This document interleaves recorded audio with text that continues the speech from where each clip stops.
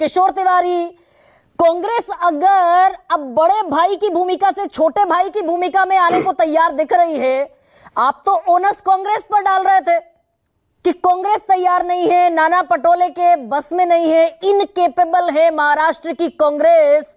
अब Congress compromising zone में है, तो क्यों ये आगे नहीं बढ़ती दिख रही 15 सीटें स्टिल? नहीं देखो विनोद, मैं मातोश्री पे बैठ के ही बात कर रहा हूँ। हाँ। ऐसा कुछ नहीं है।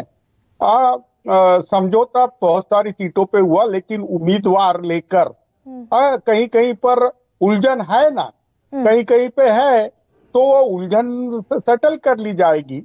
और इतना ही नहीं हमारे इसमें कि अब हमने डिसाइड किया है, समाजवादी पार्टी है, यहाँ पर अब जो पीडब्ल्यूडी पार्टी है, लेफ्ट की कुछ पार्टी है, सिविल सोसाइटी के कुछ लोग हैं, तो उनको सबको अकोमोडेट करना ये डिसाइड कर लिया है। 85 सीट यानी 255 होती है।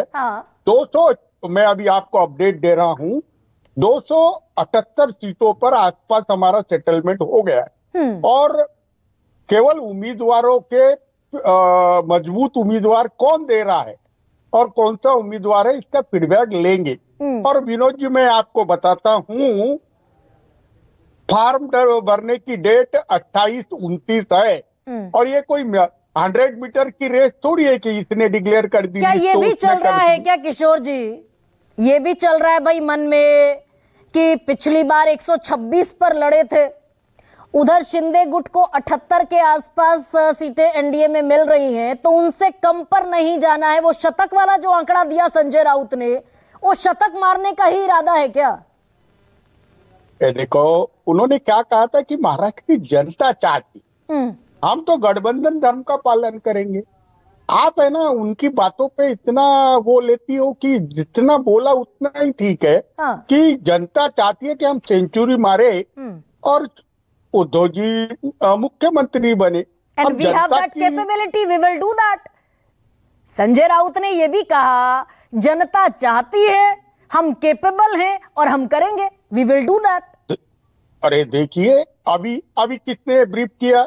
संजय राउत, नाना पटोले, जयंत पाटिल। और अगर हम साथ में नहीं लड़ते तो साथ में पेट ट्रांसफर करते क्या? अरे महाराष्ट्र की जनता देख रही है, महाराष्ट्र की जनता नहीं माफ करेगी। अब हम गठबंधन में है, और इंडिया गठबंधन है ये। महाविकास आघाड़ी 3 पार्टियों की थी, पर हमने उसमें सबको अकोमोडेट करना चाहा है।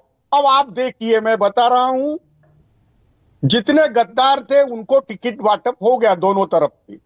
अजीत पवार ने बोला कि आए थे, जब बोला था हमने कि इनको टिकट देना पड़ेगा, उनको दे दिया। और जो अलीबाबा 40 चोर लेके गए थे एकनाथ शिंदे, उनको भी दे दिया।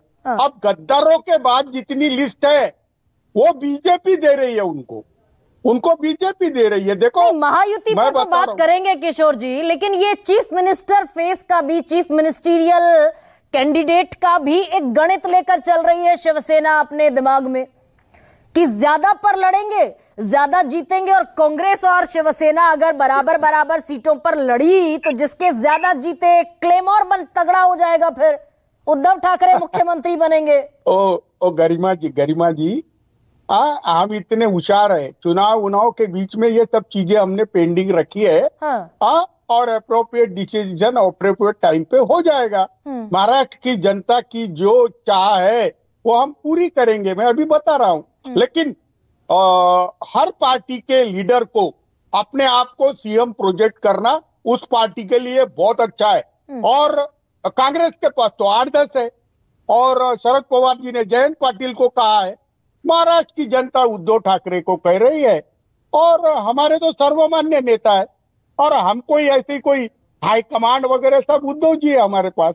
तो हमारा तो फटाफट काम है, और अब फटाफट चलेगा। रोहन, आपका कुछ चल नहीं रहा, गाड़ियों में पकड़ना चालू हो गया, 20-20 करोड़, 15-15 करोड़। अरे क्या चल रहा है? तो हाँ ठीक है किशोर जी।